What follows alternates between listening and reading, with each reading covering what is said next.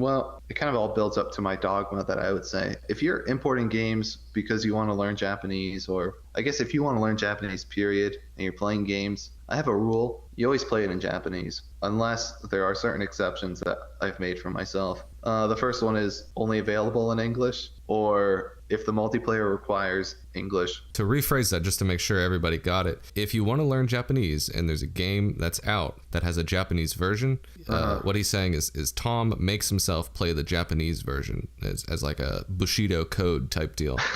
Yeah, Bushido, I like that. Bushido code is kind of like pin number, because the do in Bushido is kind of like the way. So in a way, that's kind of redundant. You should have saved that for a Sudoku corner next week. That's not a Sudoku. I wouldn't put you through the ringer for that. That's just fun trivia. To explain that multiplayer thing, like some games have region-locked multiplayer. For example, Gen 1 Pokemon. That's a completely useless example, but I can't think of any. Help me think of some contemporary examples. I had no idea. Why would it even be region-locked? Some games are, in terms of multiplayer. So, like, there are MMOs that are region locked. That would probably be the quickest thing to say. Like, you can't, like, if you're playing World of Warcraft, you can't go on a French server if you're on the North American server, and you certainly can't go on the Chinese server. Yeah, so you need a regional account for each of those. So that makes a lot of sense. Yeah, that's a perfect example then, because, for example, like if I had tons of friends who played WoW, but they all play it in North America servers, I'm not going to play Japanese WoW, just something like that.